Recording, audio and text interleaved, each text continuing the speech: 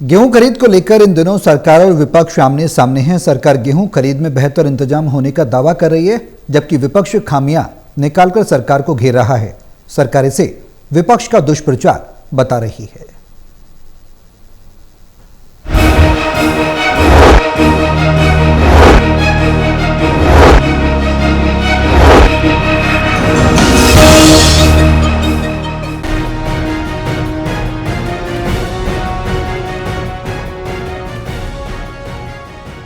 गेहूं खरीद को लेकर इन दोनों सरकार और विपक्ष आमने सामने। मुख्यमंत्री नायब सैनी ने विपक्ष की सरकारों के कार्यकाल की याद दिलाते हुए उस दौरान की खरीद व्यवस्था पर सवाल उठाए और दावा किया कि अब सरकार ने बेहतर व्यवस्था की है। मुख्यमंत्री ने कहा कि विपक्ष सरकार के खिलाफ झूठा दुष्प्रचार कर रहा है। 1 अप्रैल से गेहूं की खरीद शुरू की थी। 1 अप्रैल से खरीद शुरू हुई थी। अब तक मंडियों में 17,37,000 मीट्रिक टन गेहूं की आवक हुई है। 17,37,000 मीट्रिक टन गेहूं की आवक मंडियों में हुई है। इनमें से 3,92,000 मीट्रिक टन गेहूं खरीदी जा चुकी है। और अब तक मैं ये बताना चाहूँगा कि किसानों को जो उठान की प्रक्रिया है, मौसम खुलेगा, अब उठान शुरू हो जाएगा।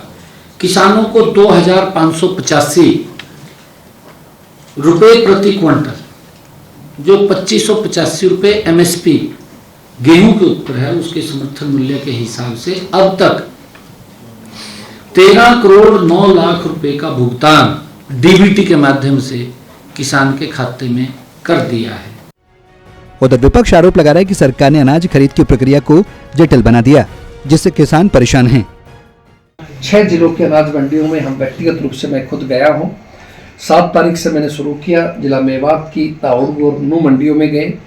उसके बाद अगले दिन 8 तारीख को सोनीपत, पानीपत, घरोंडा अनाज मंडियों में गए। कल हम लोग नारायणगढ़, सढौरा, बराड़ा, जिला अम्बाला, जिला यमुनानगर मंडियों में गए और हमने महसूस किया कि किसान को नाजायज़ तरीके से परेशान किया जा रहा है। एक हफ्ते से लोग अपनी फसल लेके पड़े हैं। बेमौसमी वर्षा से किसान को भारी नुकसान हुआ है।